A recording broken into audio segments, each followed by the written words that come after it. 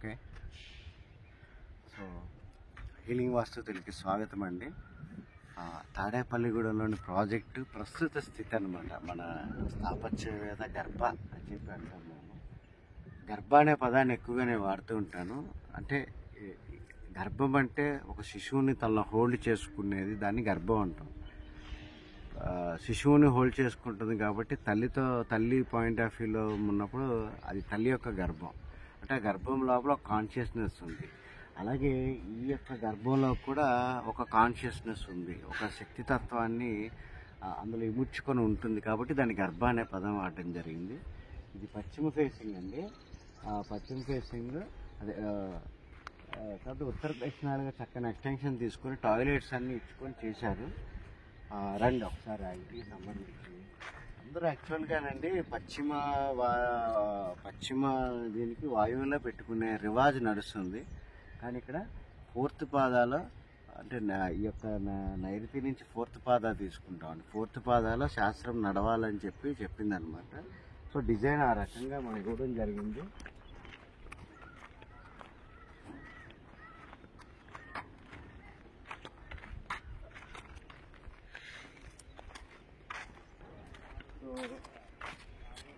అలాగే ఎగ్జాక్ట్గా వాళ్ళ మావయ్య గారండి చాలా సాయం చేస్తున్నారు శ్యామ్ గారికి, మోరల్ సపోర్ట్ ఇలా వచ్చాను మావయ్య. సో ఇది ఇంటి మొత్తాన్ని చూసుకున్నప్పుడు ఫోర్త్ పాద అండి. ఫోర్త్ పాద దాని వెనక బ్యాక్ డోర్ అనమాట. అంటే ఇక్కడ ఇన్స్టలేషన్ కూడా చేశారనమాట. చక్కగా ఒక స్టెప్ వైజ్గా ఇచ్చుకున్నారు. యాక్చువల్గా ఈ స్టెప్ వైజ్గా ఇచ్చుకోవడం అనేది ఆయన శాస్త్రం నేర్చుకున్నారు కాబట్టి ఆయన నా ఇల్లు ఇలా ఉండాలని లెక్కల గట్టి ఇలా తగ్గించుకున్నారండి.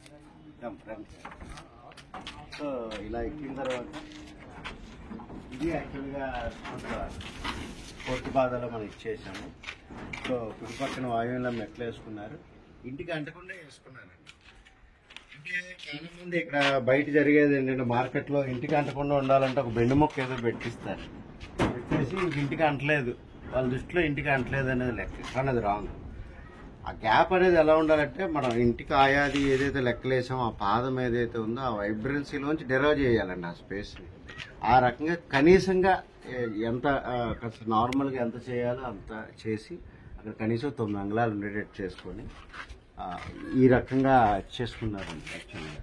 సో 4వ పాదంలోకి మన ఇంట్లోకి ఎంటర్ అయ్యాము. ఇదంతా చక్కని ఒక ఎవరైనా గెస్ట్ వచ్చినప్పుడు కూర్చోవడానికి లివింగ్ అండి. ఈ కార్ ఏదైతే ఉందో ఈ కారు బెడ్రూమ్ అండి, అంతే కదండి? అంతే సార్. ఇదొక బెడ్రూము. వచ్చిన తర్వాత ఇది బ్రహ్మస్థానం. దిస్ పర్టికులర్ బిందు పాయింట్ వీ విల్ కాల్ అయితే బ్రహ్మస్థానం. ప్లస్ ఆయన కొంచెం శాస్త్రం నేర్చుకున్నారు కాబట్టి జాగ్రత్తగా చేసుకుంటాను. ఇన్సైడ్ టు ఇన్సైడ్ చేస్తున్నామండి. ఇన్సైడ్ టు ఇన్సైడ్ చాలా పర్యవేక్షణ ఉండాలండి. దేవుడి దేవల్ల అది అచీవ్ చేసుకుంటూ వస్తున్నాము. మెయిన్ ఏంటంటే మేస్త్రి గారండి, కాంట్రాక్టర్ గారు ఎవరైతే ఉన్నారో వారు సహకరించకుండా ఏమవ్వదు. భగవంతుడి దేవల్ల ఈ ప్రాజెక్ట్కి ఒకరు అటు ఇటుగా అన్నా సరే ఒక మంచి మేస్త్రి గారు, అర్థం చేసుకునే మేస్త్రి గారు సెట్ అయ్యారండి. ఇది అంత యాక్యురేట్గా రావడం గురించి శ్యామ్ గారు కూడా కొంచెం ఖర్చు ఎక్కువ అవుతుంది. లేబర్ కాంట్రాక్ట్ కాకుండా డైలీ లేబర్ చేయించుకుంటారు. ఇంకొక 1,00,000 ఎక్కువ అవుతుందండి నాకు తెలిసి ఆ సంగతి. ఏమండి? సో కానీ వాళ్ళ మనసు ఒప్పించకుండా నాకు నచ్చినట్టు చేయండి, కొలతలు టేపు పట్టడం కూడా పనే అని చెప్పి లేబర్ కొంచెం ఎక్కువ అవుతుంది. అంటే అడుక్కు ఇంకొక 100 రూపాయలు ఖర్చు పెరుగుతుంది ఆయనకి. కానీ ఇది సో పైన ఆయన ఓపెనింగ్ అనేది చేశారండి. సో కంప్లీట్గా మొత్తంగా చేయలేదు, కొంత భాగం చేశారు. ఎందుకంటే రేపు పొద్దున్న స్లాబ్ వేసుకున్నా అది ఇబ్బంది లేకుండా ఉండే విధంగా చేసుకొని అది ఎగ్జాక్ట్గా ఈ యొక్క బిందు పాయింట్ అనేది ఏదైతే ఉందో ఎగ్జాక్ట్గా ప్లంబ్ అనేది అక్కడ ఇచ్చేసి అక్కడ ఆ పాయింట్ తీసుకొని దాన్ని పైన ఎన్లార్జ్ చేసి సేమ్ ఇక్కడ ఏదైతే మండలి ఏదైతే సైజు ఉందో ఈ సైజుని పైకి ఇంప్లిమెంట్ చేశారు. ఇదంతా ఒక రోజు కూడా పట్టచ్చు. విడిగా మేస్త్రులు మరి వాళ్ళు సహకరించలేరు కదండి, వాళ్ళ కూలీ లాస్ అవుతుంది. సో అందువల్ల ఈ రకంగా పైన అది పెట్టేదానికి ఆ ఓపెనింగ్కి ఆయన కింద నుంచే మండలం అంతా ఇక్కడ వేసుకొని ఈ మండలిని పైకి ట్రాన్స్ఫర్ చేశారండి. సో అదే రకంగా బ్యాక్ డోర్ అండి.